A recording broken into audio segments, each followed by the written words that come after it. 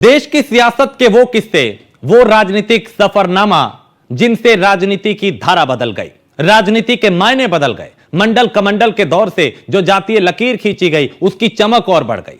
सियासत के हर दौर की पड़ताल करते हुए सियासतनामा के एक और अंक के साथ मैं हूं राजेश कुमार।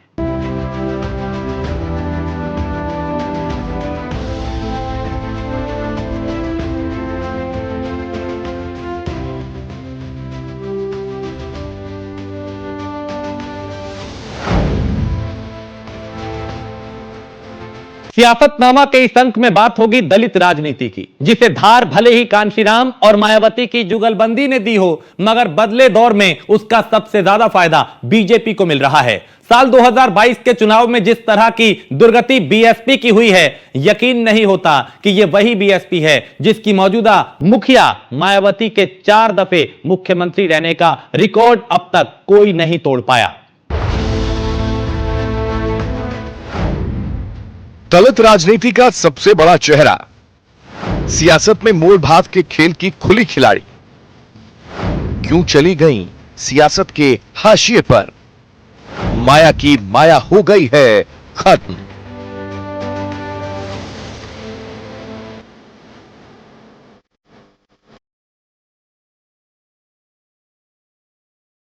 यूपी में 2022 के विधानसभा चुनाव के वोटों की गिनती जारी थी। पूरे प्रदेश या यूं कहें पूरे देश की निगाहें टीवी स्क्रीन पर थीं।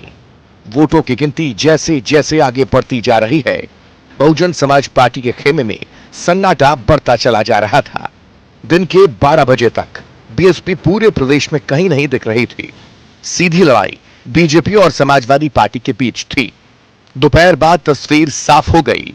नतीजा क्या रहने वाला था? बीजेपी को पूर्ण बहुमत और समाजवादी पार्टी 100 के पार थी। लिस्ट में बीएसपी का आता पता ही नहीं था। शाम होते होते बलिया की एक सीट पर बीएसपी का उम्मीदवार जीत पाया। बीएसपी के लिए फाइनल रिजल्ट कुल यूं था। बीएसपी ने सभी 403 सीटों पर उम्मीदवार उतारे थे। इनमें से 290 सीटों पर बीएसपी की जमानत जब्त हो गई। वोट प्रतिशत तेजी से घटकर सिर्फ 12% पर रह गया। सीट की संख्या रही महज 1। बीएसपी की स्थापना के बाद से यह सबसे करारी हार है। जाहिर है इसकी वजह मायावती ने तलाशी होगी। तभी तो चुनाव के बाद बड़े स्तर पर पार्टी में फेरबदल किया गया। जोनल कोऑर्डिनेटर भंग किए गए, नए लोगों को जिम्मेदारी सौंपी गई, नए तरीके से संगठन का निर्माण किया गया। मगर इतनी कवायद के बावजूद सवाल ये कि क्या वाकई अब यहां से बीएसपी या मायावती पार्टी को भविष्य में कभी 2007 वाले मुकाम तक पहुंचा पाएंगी? राजनीति को करीब से देखने वालों की माने तो फिलहाल 1 दशक तक तो ये मुमकिन नहीं। हाँ, कोई चमत्कार हो जाए तो कुछ कहा नहीं जा सकता है। कि उस समय में 2 ही पार्टियों का रास्ता, Bahujan Samaj party, Samajwadi party. Samajwadi party से लोग कहीं ना कहीं क्षुब्ध थे और उसका दूसरा जो विकल्प था वो बहुजन समाज पार्टी के रूप में इनको दिख रहा था। अगर हम चर्चा करें, भारतीय जनता पार्टी निष्क्रिय हो चुकी पार्टी उस समय थी। जहाँ तक जो विचारों की बात है, हम कहते हैं पार्टी में बदलाव की बात है, तो कहीं भी देखिए ऐसा होता है कि कोई भी पार्टी अगर चलानी है तो उसमें एक तरह से संगठन का होना जरूरी होता है, एक आपके कार्यकर्ताओं का होना जरूरी होता है, एक लीडरशिप का होना जरूरी होता है, उसके उद्देश्यों का होना जरूरी होता है और आइडियोलॉजी का होना जरूरी होता है। बीएसपी के राजनीतिक अफसान का असर इस बार उनके जन्मदिन पर भी देखने को मिला, जब 15 जनवरी को कोई तामझाम नजर नहीं आया। खैर, सवाल उठता है कि आखिर ऐसा क्या हो गया कि 2007 में अपने अकेले दम पर बहुमत की सरकार बनाने वाली मायावती महज 15 साल में अपने राजनीतिक जीवन के सबसे बुरे दौर में पहुंच गईं। तो समझने के लिए मायावती के राजनीतिक तौर तरीकों को समझना होगा, जिन्होंने एक वक्त में उन्हें सत्ता के शिखर तक पहुंचाया, तो उसी तरीके ने उन्हें राजनीति के रसातल में भी ढकेल दिया है। अब जिस प्रकार से हम वर्तमान की बात करें तो बहुजन समाजवादी पार्टी के अंदर भी बहुत ज्यादा कुछ बचा नहीं है और बहन कुमारी मायावती जी जो स्वयं ही जो है उन्होंने अपने भतीजे को अब आगे कर दिया है राजनीति में और कहीं ना कहीं वो पीछे हट गई हैं। तो जो कैडर बहुत मजबूत हुआ करता था वो कैडर आज की डेट में बहुत कमजोर है। उसका कारण ये है कि या तो कई नेता मंत्री विधायक जिनके ऊपर बहुत पैसे का भ्रष्टाचार का आरोप लगा था वो कहीं ना कहीं जो है पार्टी के अंदर निकाल दिए गए या पार्टी छोड़ करके समाजवादी पार्टी या अन्य पार्टियों में चले गए। दूसरा उनका जो वोट बैंक था जो दलित वोट बैंक था, दलित वोट बैंक आज की डेट में जो है वो प्रधानमंत्री नरेंद्र मोदी जब से सत्ता में आए तब से वो कहीं ना कहीं जो है इस विशेष वर्ग के लिए उन्होंने बहुत ही लाभ करने वाला काम किया, और जिसका लाभ मिलने पर वो जो वर्ग है वो कहीं ना कहीं आज की डेट में भारतीय जनता पार्टी में एक बड़े पैमाने पर जो है वोट देता है। जानकारों की माने तो जिस जमीनी सियासत से मायावती ने शुरुआत की थी वो मायावती की ऐसी पूंजी थी जिसे वो संभाल नहीं पाई।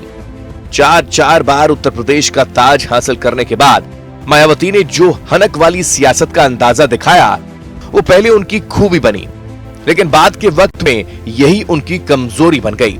सवाल उठता है कि जिस खूबी से इंसान शिखर पर पहुंचता है आखिर वही खूबी उसकी कमजोरी कैसे बन सकती है। इसे समझने के लिए मायावती के राजनीतिक सफर को समझना होगा।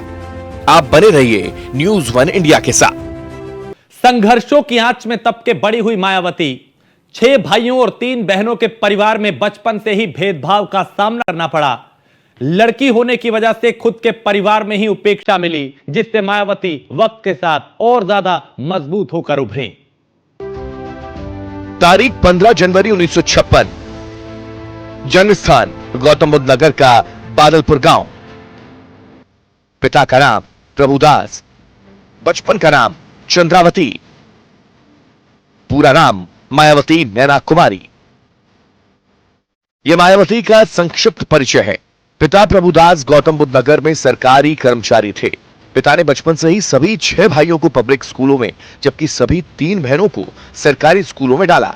परिवार से ही भेदभाव के एहसास की पहली नींव पड़ गई।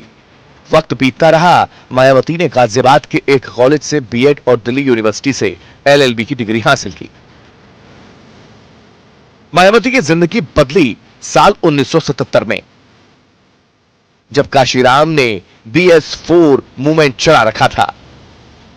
मायावती की मुलाकात काशीराम से हुई और मायावती उनके मूवमेंट में शामिल हो गई। पुराने नेता बताते हैं कि उन दिनों मायावती गांव-गांव साइकिल से घूम-घूम कर मूवमेंट के प्रचार में जुट गईं। खुद दलित और पिछड़े परिवार से आने वाली मायावती ने इन्हीं वर्गों को ध्यान में रखकर राजनीतिक मूवमेंट शुरू किया। इस दौरान मायावती ने एक स्कूल में बतौर शिक्षक भी काम किया, लेकिन उनके लिए एक अलग तरह का जीवन उनका इंतजार कर रहा था। 1984 में बहुजन समाज पार्टी की स्थापना हुई, जिसमें मायावती काशीराम की कोर टीम का हिस्सा बनी